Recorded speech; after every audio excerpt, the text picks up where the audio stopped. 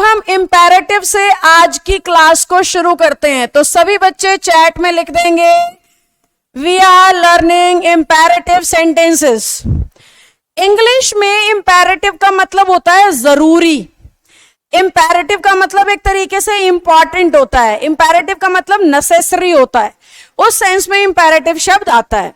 पर imperative sentence क्या होता है? इंपेरेटिव सेंटेंस उसे कहते हैं जिसमें किसी ना किसी तरह के ऑर्डर की फीलिंग आए, ऑर्डर नहीं तो कमांड की फीलिंग आए, कमांड नहीं तो रिक्वेस्ट की फीलिंग आए, रिक्वेस्ट नहीं तो एडवाइस की फीलिंग आए, एडवाइस नहीं तो सजेशन की फीलिंग आए, सजेशन भी ना दिखे तो फॉरवर्डनेस की फीलिंग आए। इनमें से कोई भी फीलिंग अगर इंग्लिश के सेंटेंस में दिखाई जा रही है, यानी वो सेंटेंस पक्का पक्का इंपेरेटिव है। हालांकि इसका एक शॉर्टकट भी होता है। इंपेरेटिव सेंटेंस को पहचानने का शॉर्टकट कहता है, भाई जहां पे भी सेंटेंस को इंपेरेटिव बनाओगे ना, उसमें कभी भी सब्जेक्ट मेंशन नहीं होगा। जब भी आप इंपेरेटिव सेंटेंस को क्रिएट करने की कोशिश करोगे तो इसमें ना अंडरस्टूड सब्जेक्ट का यूज होता है। पिछली क्लासेस में मैं आप लोगों को बता चुकी हूं अंडरस्टूड सब्जेक्ट क्या होता है। जैसे हम किसी को कह रहे हैं bring me a glass of water, तो इसमें ना हम उस व्यक्ति का नाम नहीं ले रहे, हम सीधा कह रहे हैं मेरे लिए एक पानी का ग्लास ले आओ। तो ये अंडरस्टूड है, जो भी सामने खड़ा है उसी को कह रही हूं। अब जो भी सामने खड़ा है मेरे लिए कौन है? यू।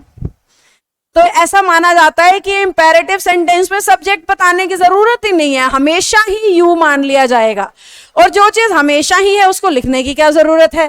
तो इसलिए आपको 99% इंपेरेटिव सेंटेंस के स्ट्रक्चर में कभी भी सब्जेक्ट का यूज नहीं मिलता।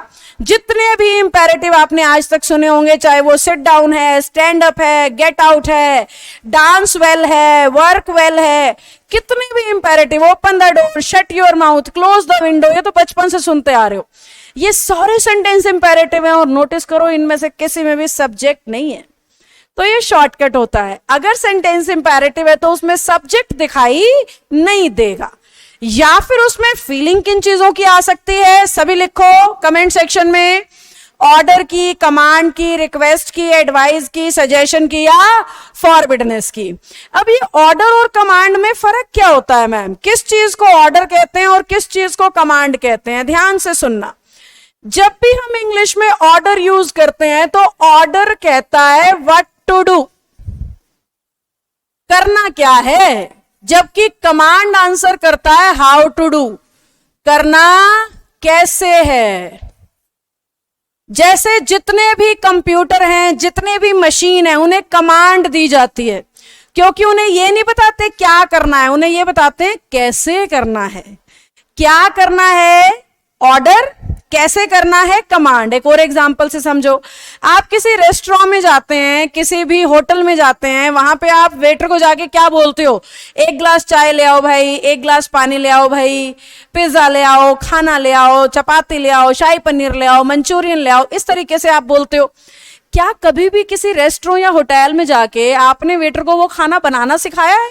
नहीं, आप सिर्फ बताते हो करना क्या है। आप उस वेटर को ये नहीं बता रहे कैसे बना के लाना, आप सिर्फ ये बता रहे हो क्या करके लाना है। तो दैट इज एन ऑर्डर, जिसमें बोला भाई मेरे को पानी की बोतल ला के दे दो, ये ऑर्डर है। कमांड का मतलब है मैं ये बताऊं कि किस डायरेक्शन में लेफ्ट जाना है, राइट जाना है, लेफ्ट हैंड से उठानी है कि राइट, उसे कमांड कहते हैं। हिंदी में कहते हैं ऑर्डर मीन्स आदेश और कमांड मीन्स निर्देश, जिन्हें इंस्ट्रक्शंस भी कहते हो। तो मशीन को इंस्ट्रक्शन देनी पड़ती है, मशीन को कमांड देनी पड़ती है, कंप्यूटर को बार बार बताना पड़ता है कैसे काम करना है, जबकि इंसान को कहते हो उठ और बाहर हो जा कमरे से। तो ये ऑर्डर है, ये कमांड नहीं है। उसे ये नहीं बता रहे उठना कैसे है, बाहर कैसे होना है, उसे ऐसा कुछ नहीं बता रहे हो। आप सीधा क्या बोल रहे हो? Get up and get out. तो ये ऑर्डर होता है, जहां पे काम को कैसे करना है ये ना बताया जाए। अब आपने नोटिस किया है आर्मी में ना ज्यादातर बार कमांड दी जाती है, क्यों? कमांडर ही बुलाते हैं। कभी भी आपने आर्मी में ऑर्डर नहीं सुना होगा, क्या देते हैं? हमेशा कमांड, जबकि जज क्या कहता है? Order order. जज कभी कमांड कमांड नहीं कहता। अब ये क्या फर्क है मैम?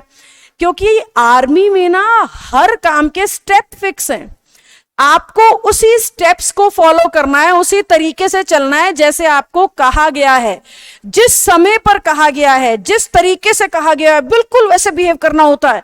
इसलिए आर्मी में कमांड होती है। जबकि जज वर्बली मुंह से बोल रहा है, इसलिए कह रहा है ऑर्डर ऑर्डर, समझे? तो जज के ऑर्डर ऑर्डर का मतलब भी क्या है? भाई चुप हो जाओ, सीधे हो जाओ सारे। तो आदेश ही तो दे रहा है वो, निर्देश ये थोड़ी सिखा रहा है चुप कैसे होना है। तो इसलिए ऑर्डर और कमांड का बहुत बड़ा फर्क होता है, जो ज्यादातर लोगों को पता ही नहीं होता। अब आते हैं रिक्वेस्ट पे। देखो, रिक्वेस्ट को पहचानने का सीधा तरीका है, या तो सेंटेंस में प्लीज का इंट्रोडक्शन मिलेगा या काइंडली का। स्कूल याद करो, स्कूल के टीचर्स कहते थे kindly grant me a leave for 1 day, application में ऐसा लिख दो। आजकल क्या लिखते हो? प्लीज हेल्प कर देना यार। अब ये प्लीज और काइंडली में फर्क क्या होता है? प्लीज ना ज्यादातर बार ओरल और इनफॉर्मल है। प्लीज को आप वहां यूज करो जहां पे आप वर्बल रिक्वेस्ट कर रहे हो, वो भी इनफॉर्मली, कहीं बॉस या क्लासरूम का सिचुएशन नहीं है, इनफॉर्मल बैठे हो, वहां प्लीज है। अगर आप रिक्वेस्ट को लिख रहे हो या आप किसी फॉर्मल सिचुएशन में हो, तो वहां पे सेम रिक्वेस्ट को किससे लिखा जाता है? काइंडली से। इसीलिए स्कूल का teacher kindly grant you a leave या kindly grant me a leave कहता था, और आजकल हम प्लीज से काम चला लेते हैं। एडवाइस उस चीज को कहते हैं जो एज या एक्सपीरियंस की मदद से आपको दी जा रही है। सजेशन उसे कहते हैं जिसमें ना एज है ना एक्सपीरियंस है। उस चीज को इंग्लिश ने सजेशन का नाम दे रखा है। यानी आपके दोस्त आपको सजेशन देते हैं, लेकिन आपके पेरेंट्स और टीचर्स आपको एडवाइस देते हैं, क्योंकि पेरेंट्स और टीचर्स के पास उम्र और अनुभव दोनों चीजें होती हैं, और दोस्तों के पास दोनों ही नहीं होती।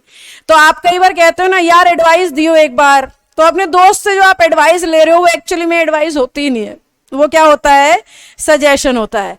बड़ा कभी भी छोटे को कह रहा है तो एडवाइस, छोटा कभी बड़े को कह रहा है तो सजेशन, या फिर आप ऐसे समझ लो उम्र में बड़े या अनुभव में बड़े ने छोटे को समझाया तो वो एडवाइस है।